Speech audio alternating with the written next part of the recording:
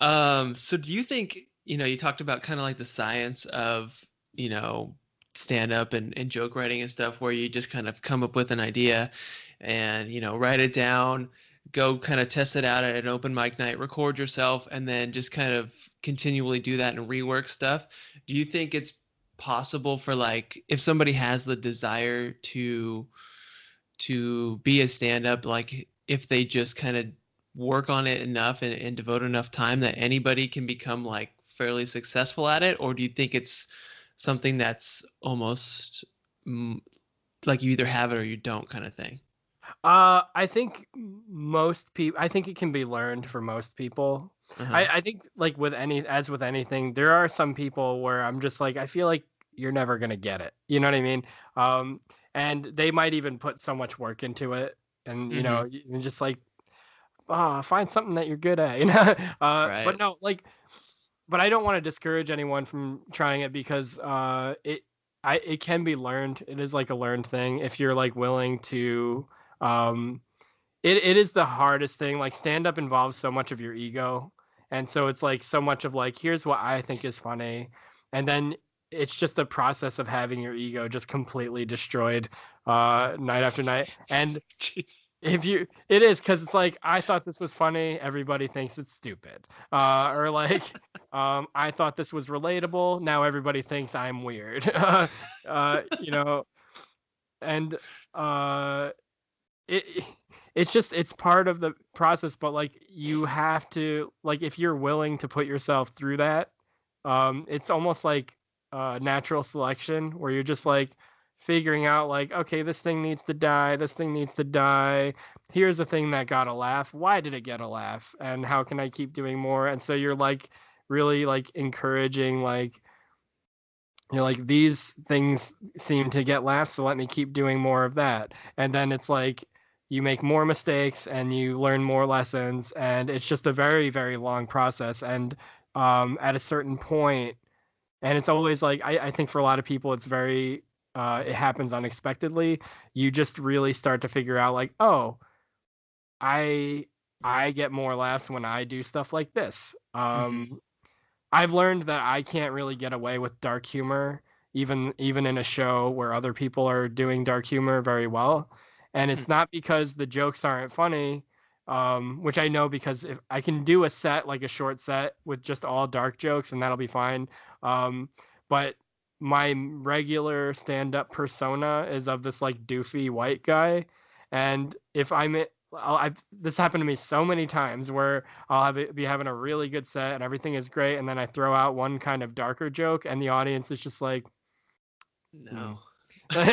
Oh man. We don't like when you say that. Like, it's like so like that's a thing that I've been learning, and I've learned, other things about like what I can and can't get away with, and it's just yeah, I think as long as people are willing, that's why I say I wouldn't wish stand up on anyone who doesn't want to do it. As long as if you are interested in it, as long as you're willing to put yourself through that process, which is a very like grueling experience, the rewards are very satisfying because you learn your own particular like style of funny, and and then the more you learn it and get comfortable with it, the better you get at it, and it's very exciting to see yourself get better at it, Mm-hmm.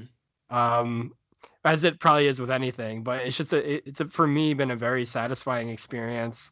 um and I remember like when I first started to consistently have good performances, there was like something like, oh, okay, like this is really Mm-hmm. nice. It's like a lot of work has been paying off, you know.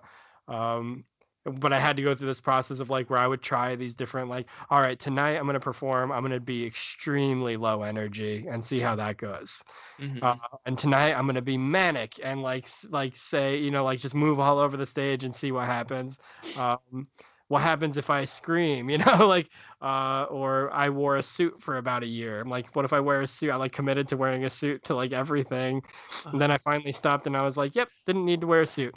Uh, Yeah, um, interesting. Do you find yourself like trying to like mimic other people or other comics, or is it better to just kind of avoid that stuff so you don't like inherently like copy somebody sort of?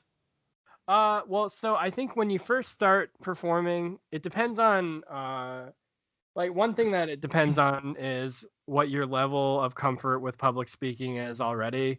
Mm-hmm. Because because I had been doing uh church ministry stuff for about a decade, probably over a decade because I started when I was in high school. Um I had been doing public speaking for over a decade by the time I started stand up. So Mm-hmm. I was not uncomfortable with being on stage in front of people.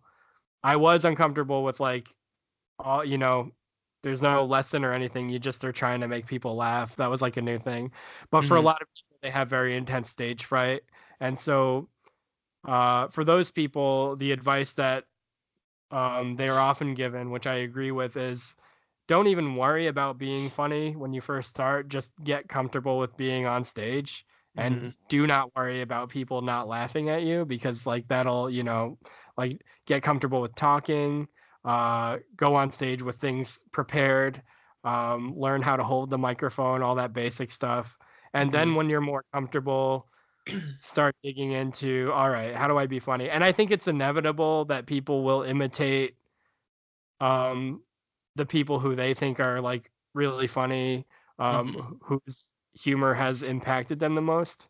Um, when I first started trying to do storytelling, I was listening to a lot of John Mulaney and Brian Regan, and I I it's not like I was trying to copy the style. It's just that's what I had in my head when I like that's what I kind of pictured as what it would look like when I was performing.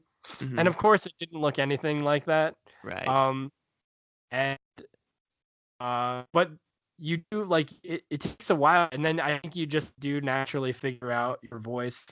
So a friend of mine who's also a comic just found this old video of me on YouTube from like 2015 at this competition at a comedy club, and so it was like a minute long video. And so I was sitting with her while she was watching it, and then she was like, "Yeah, it's just weird because it doesn't really sound like you." I'm like, "Yeah, I didn't." I mean, it wasn't like a bad video. It's like the jokes are fine, but it's I was talking much differently than I talk on stage now, which is a very it took a lot of work for me to figure out how to talk, like what was my style gonna sound like. Mm-hmm. I think it's okay to emulate other comedians until you find out what works for you. Right. Just don't emulate Jim Carrey because my God, that's like very annoying. I've seen like one person who just threw herself into that, and it was like, holy shit, this is very uncomfortable. Like, I shouldn't Wow. discourage people. Like, no, people should throw themselves into whatever crazy stuff they want to throw out on stage and see if they can make it work. But yeah, just like Yeah. I mean, what do you think? That's just like something that nobody can really emulate or copy? I just, nobody should. Nobody should, right? That's my own bias. Oh man. Yeah. So, you mentioned like Christian comedians. Like, what is that? Is that like the equivalent of like Christian rock to rock? It's so. How do you explain this? Like the guy who I liked, Mark Lowry. His performance would be a lot. He was part of a vocal band, like a southern like gospel vocal band, Uh-huh. and so his comedy would be punctuated with songs, and then